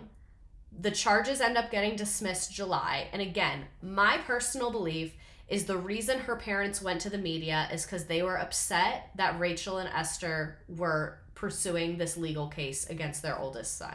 Christian fundamentalists have such a thing about their oldest son. Like, do not fuck with the oldest son of a Christian fundamentalist because they will fuck your ass up. And I'm not saying that, like, obviously it's not cool that she was pretending to be black and, like, it's good that we found out about that. But just, like, for your own parents to do that to you over, like, you trying to pursue this case, it's just, like, very nuanced and very fucked up that they did this. So here's her. If she's saying on the police form, what she's referring to is the police application where she checked white and black. She's saying she checked black because in parentheses it said, like, having origin from the continent of Africa. And she's saying that, like, all humans have origin from the continent of Africa, which technically true, but you know that's not what they were fucking asking. Like, literally makes my skin crawl. So let's discuss her art. She has her MFA from Howard, like we talked about. She majored in experimental studio, but on the Howard Art Department website, there's no evidence of an experimental studio major. So I don't know if that was like a thing that existed then and doesn't now. I don't really know. She received a scholarship, and she said there was no option on the application to identify herself as black, and her mother claimed that she might have insinuated her identity because her portfolio art was all African-American portraits. So, judging from her art blog, she appears to mostly work with acrylic paint, charcoal, and collage. Her paintings frequently depicting black subjects featuring titles like Africa, Reconstruction, The Great Escape, which a family member of hers dubbed as the KKK stuck in brown space. And the credit information for Africa, she writes, I used pieces from clothing, sports, National Geo, and other magazines to bring together the different pieces of the earth and the human experience in this face of our mother as a tribute to the motherland. Whatever that means. So, I thought I put her website in here somewhere. Oh, I did. It's in a couple slides. So anyway, one major issue with her art is some of it is plagiarized. So this is some of her art on the left here, and then this is a painting called The Slave Ship that's from 1840. From J.M.W. Turner, who was a young abolitionist. An abolitionist was someone that wanted to abolish slavery. Just to give you context, slavery was abolished when the Civil War ended. That was in 1865, so this was in 1840. And you can see they're very similar. Very, very, very, very, very, very, very similar. Nearly identical. So yikes. If her art is appealing to you, here is more of her art. She had some stuff on eBay. It's no longer on eBay. I looked, but it's no longer there. Academic dishonesty, what a surprise. So the caption for the drawing here reads, a hand-drawn charcoal depiction of a black man adorns elk hide leather, bridging Rachel's youth spent elk hunting in Montana and her deep involvement with the Black Civil Rights Movement. The bidding started at $5,000, or for $50,000 you could get it immediately. I don't know if anyone bought this, but it's not on eBay anymore. So I wanted to look at some of her art with you. It is still up. She does still have a website, unfortunately. Stealing Races and Art. Maybe she'll do cameos.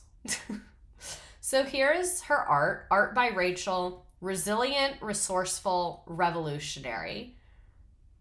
There's her. Artist, activist, and author. The spacing is really getting me. So let's look at some of the art. Oh my god, not a quote from herself on her own website. Girl, you wrote the whole thing. The whole thing is a quote from yourself. Humans make art, but art makes us human. I don't think she was the first person to say that. So yeah, I could see where if you applied to Howard University with this, they would assume. Can't say I fault them for that.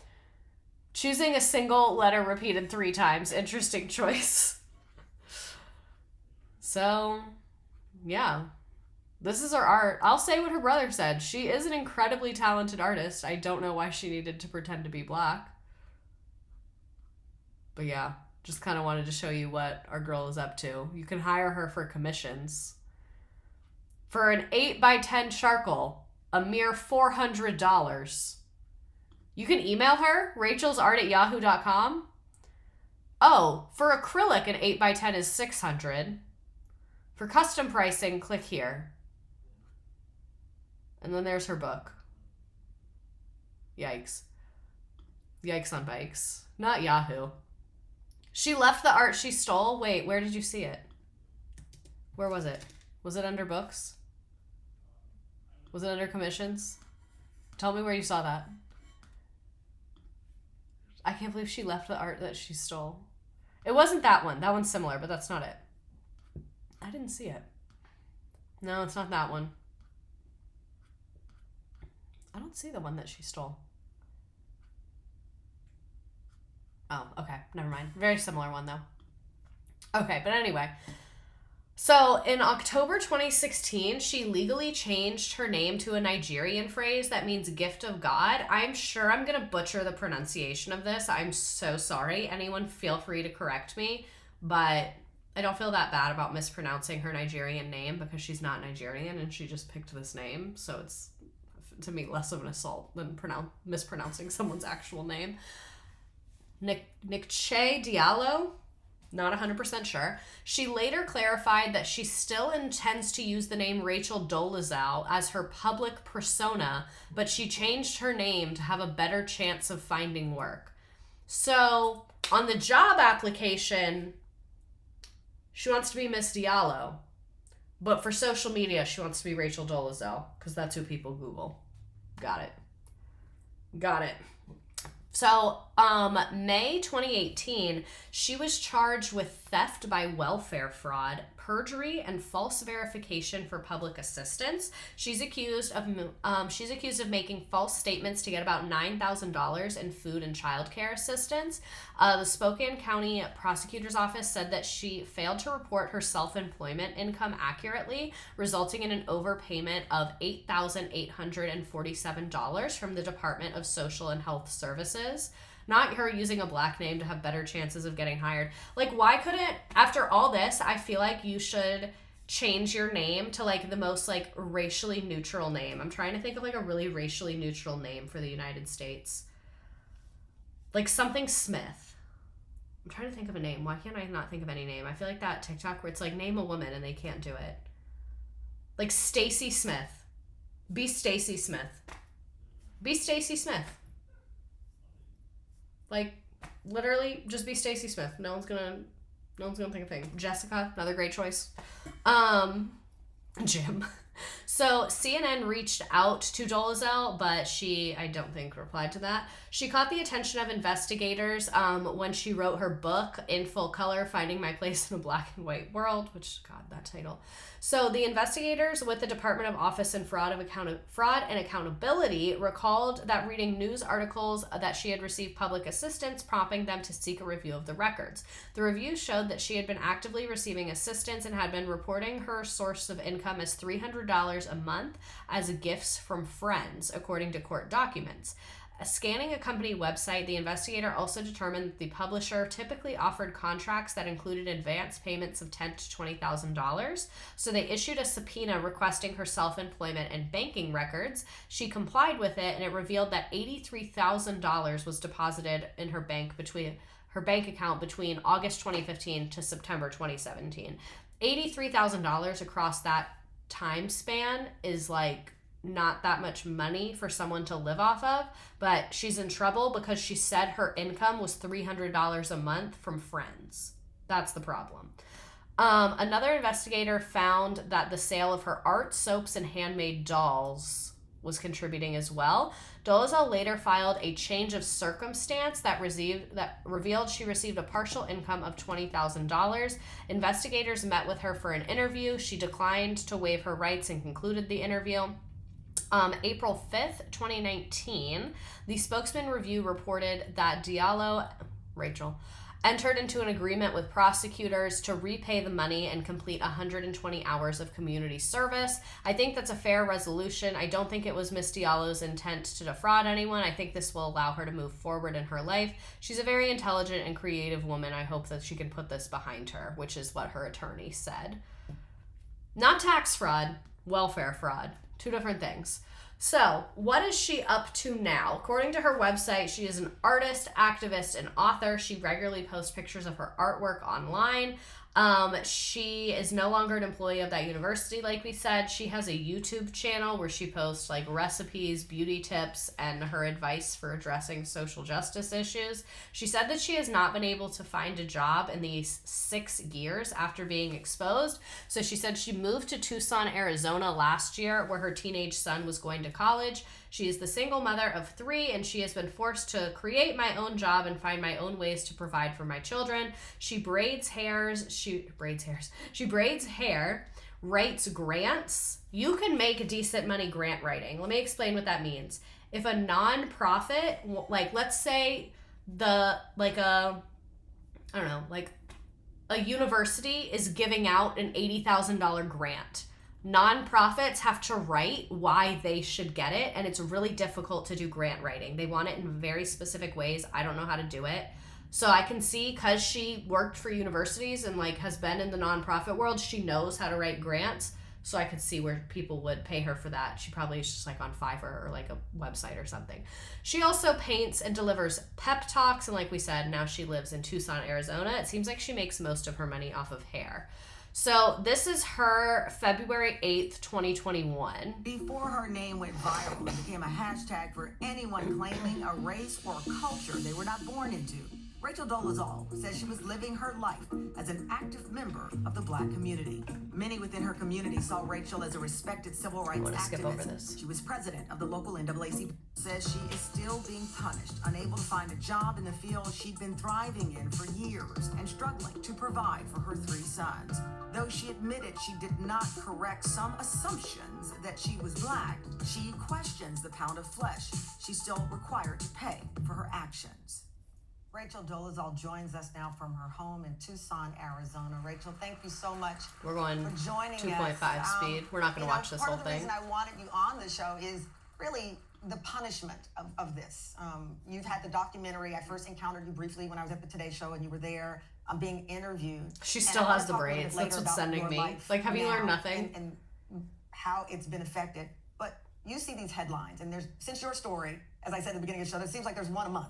And it's not just Black, white, it's Latino, it's Asian, all these storylines. How do you process it, especially when your name is attached to some of these stories? Out of nowhere, hashtag Rachel Dolezal. Right. Well, it is really tough. Not the map of Africa behind her. And every week, as you said. Why do you have that? Case, if somebody's name comes up attached to what people feel is a problematic identity, then I'm hashtag, and there are memes, Kamala Dolezal, all these kind of things that have been created that come. I bet if she changed her name to something bland and stopped the blackface, she could fly under the radar and get a job. I do too. More for who I am than the what. I actually don't want to watch this. It's kind of boring. We've heard her talk a lot. So this is what she tweeted. This is March 17th, 2023. She said, "Today, Arizona Governor Hobbs signed the Crown Act. Great job, Arizona, and everyone who has fought to get this passed. Crown stands for creating a respectful and open world for natural hair, and the legislation seeks to end centuries of hair discrimination across the United States. Hashtag Crown Act." And then here's her, with the governor's office, signing the Crown Act. She's not signing it, but she's there when it's being signed. So, Dolezal's presence undercut the impact of Hobbs' recent executive order that was meant to combat racism that Black people encounter when they wear their hair in braids, locks, twists, knots, and head wraps. For those people that don't know, a lot of people experience hair discrimination in the workplace or in school especially, where they're told, oh, that hair is unprofessional, when hair can't be unprofessional. And then you can also see this a lot in schools with dress codes that forbid things like locks and twists and head wraps and all those things. So this is a law to protect people's natural and protective styles. So it's good law. Lots of places have done stuff like this. It's becoming a more common thing to do, which I think is great. But this activist and attorney said it did put a damper on what should have been a positive day. Hobbs' office shared a group photo from the signing that did not include Dolezal, but Dolezal tweeted pictures showing that she was in the room when this happened. Hobbs' spokesperson tells this newspaper that the administration invited advocacy organizations from across the state and believes that Dolezal was there because she was volunteering for those groups under a different name. So she only uses her other name when it like benefits her. She uses Rachel Dolezal whenever she wants clout. And they said we should not allow a person who is known for misrepresenting herself to take away from the work that went into this historic action. So they said they only knew her as a volunteer named Niching. I don't know how to say this. Her name that she uses. Nikchi? I'm not sure. But anyway, I'm not opposed to banning her from breathing, to be honest, but I'll let the redacted court decide on that. So that's what she's up to now. She's doing hair. She's still trying to do civil rights activism. Here are the sources that I use for the person that asked if I make these. Yes and no. I find stuff and I copy and paste and cobble things together. So I do make them, but I don't write them. So let's go ahead and play our little freaking game. Let's see if the Christmas one is here yet. Yay, Christmas. All right, so this is a trivia game about everything we talked about tonight, about Rachel Dolezal. So if you would like to join this game, I will put the link in the chat. You can join on your phone. You can join in a new tab. You can join on pretty much any device. You don't have to pay. I don't want your email address. It's literally just a fun little game. What's going to happen is you can either click the link in the chat or go to join.nearpod.com, and then it's going to be like, what's the code? Our code is H4XGY. It's going to ask you your name. If you want to put your name, put your name. If you don't, put something clever. No one put anything racist or stupid. Thanks. I'll give you a couple seconds to pick your little characters. Then we'll play our little trivia game.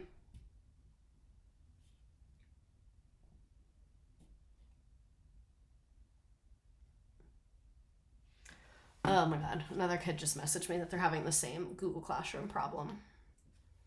I don't even know if I have my school email on this computer. I'm gonna forget my laptop in a second.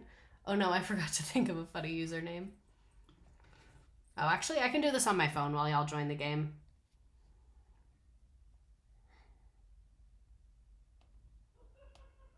I don't know if y'all can hear my boyfriend laughing at his video games.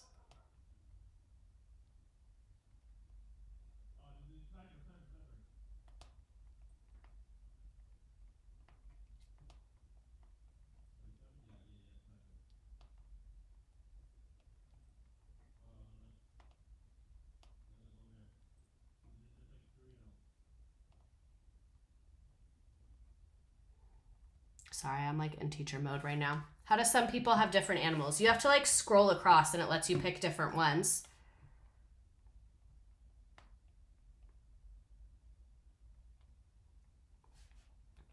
There is a scroll thing when I sub and all the assignments are on Google Classroom. Oh. And the internet wasn't working. Let's just play a game. Let's play tag. All right, I'll give you a couple more seconds to join, then we're starting this party. In full color. A sassy parking lot. Dr. Redacted. Dr. Redacted has entered the chat. All right, I'll put the link in the chat one more time. There you go. I don't know why all of the chats are showing up yellow on my screen. I don't know why it does that. I don't like that. Someone else say something so I can see if they're really all yellow. Still yellow. Do teachers still do the... Oh, yours is green. No, I mean like there's... So on my screen, I have two chats. Like there's... Yeah, most of you are showing up yellow for some reason. There's like the chat of the live stream, and then I have the chat as like a section on the screen so that people can see it on YouTube. But whatever. All right, I'm going to hit start. If you have not joined yet, it'll let you join late. You just probably won't win, but I believe in you. I always root for an underdog. The shipbuilding industry. I thought that we figured out the whodunit on that. Teacher, I may have gotten it wrong. I hit the wrong one on accident and I'm devastated. Oh, I forgot to put pictures on this one. I know you guys like the picture answers. Who is the medic on Rachel's birth certificate? I don't know what we're doing next week. I'll think about it. Anyone have any ideas? I'm open to them. Everyone's yellow again. And it's not even like a pretty yellow. It's like a mustard yellow. The Christmasification of America. The capitalism of Christmas. Which state did Rachel move to for her undergrad degree? Something Christmassy would be fun.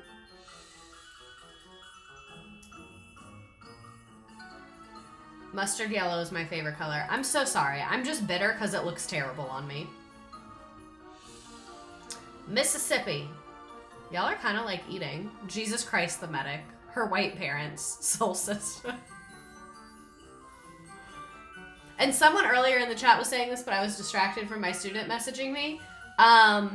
She really is so deeply mentally ill. Like, you can really tell.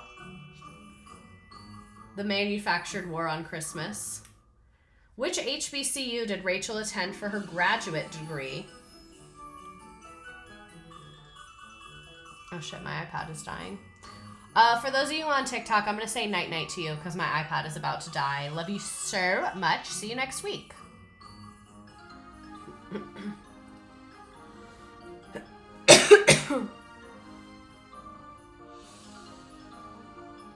Why did she sue Howard University?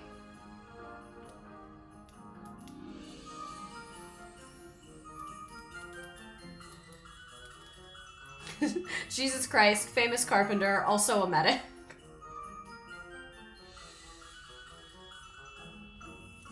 And thank you to everyone who is a subscriber. I greatly appreciate you. Love, love, love the subscribers. You all quite literally keep my lights on. Yes, she sued Howard for discriminating against her as a white woman. I wish that we could watch a movie, but the problem is, so like when I'm doing this, I'm sharing my screen. Pretty much every streaming platform disables that. So if I share the screen, it's just a blank screen. Because I wanted to watch Sister Wives with you guys, and I tried it, and it doesn't work. So, unfortunate. Who told the public that Rachel was lying?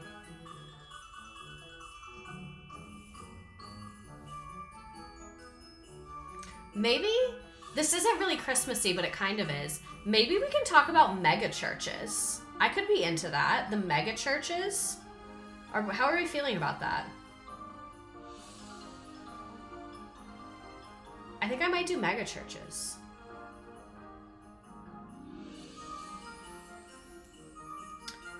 What work did Rachel plagiarize?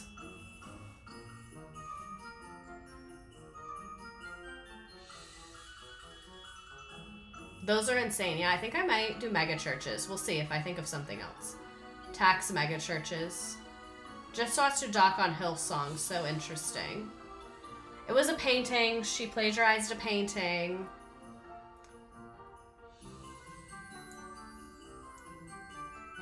There's a mega church near me acting up again. I might have to email you an article if you choose that topic. Email it to me anyway. I'm going to put my email in the chat.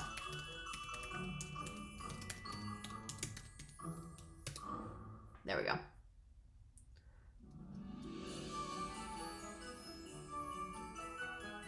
What did she legally change her name to? I just saw a mega church Christmas play on TikTok. Yeah, so we can like watch clips and just like judge them.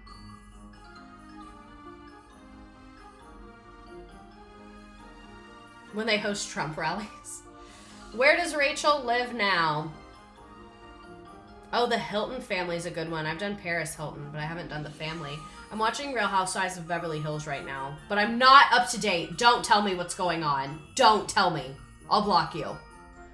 But yeah, I'm obsessed with Kathy Hilton. She's insane. Whenever I'm watching Real Housewives of Beverly Hills, and I'm like laughing at Kathy Hilton, and then I remember what she did to Paris, and I'm like, eh. I'll fight you, Kathy Hilton. I love the multiple answer choices. You're welcome. I do what I can, you know? I'm here to please. Alrighty, nice job, Sammy B in first place, a Sonic parking lot. Oh, I'm gonna get an ocean slushy, a ocean water slushy Friday after school. Thank you for reminding me, I like that. In full color, her white parents, Maylee, Jesus Christ the medic, still white, soul sister, happy, raspberry rosette, Kelly, some parking lot, Nat, Rachel's box braids, the melting emoji, and I will scroll through the other ones. That's a salty. What do you identify as? Ah. Nice job, nice job, nice job. Ocean water is Sprite and blue coconut syrup. I'm a big fan of it. Y'all snapped with that one. Thoughts, memes, what do we want to learn about next week? What are we thinking? How are we feeling? What are we thinking and how are we feeling? What are we thinking and how are we feeling? I'm intimidated. Like, I want to do Wendy Williams, but I'm intimidated to do Wendy Williams because I don't know anything about her.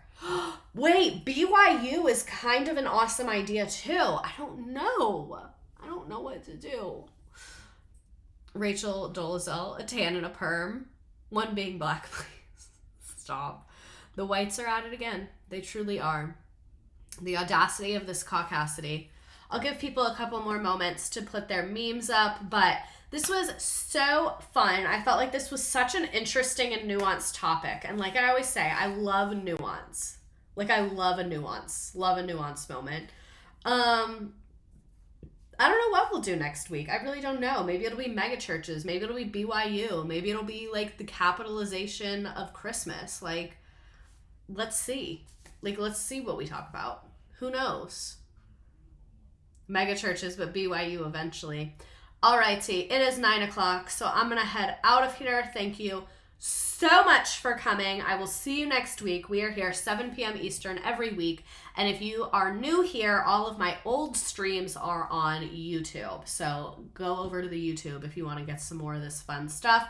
Thank you to everyone for subscribing. I greatly, greatly appreciate that. If you want to do anything else to support, I do have an Amazon wish list for stuff for my classroom. I will be transparent and tell you, sometimes I drink the Capri Suns and sometimes I eat the candy. I give it to them too, but sometimes I do partake, just to be transparent. But yeah, have a great night, everybody, and I will see you next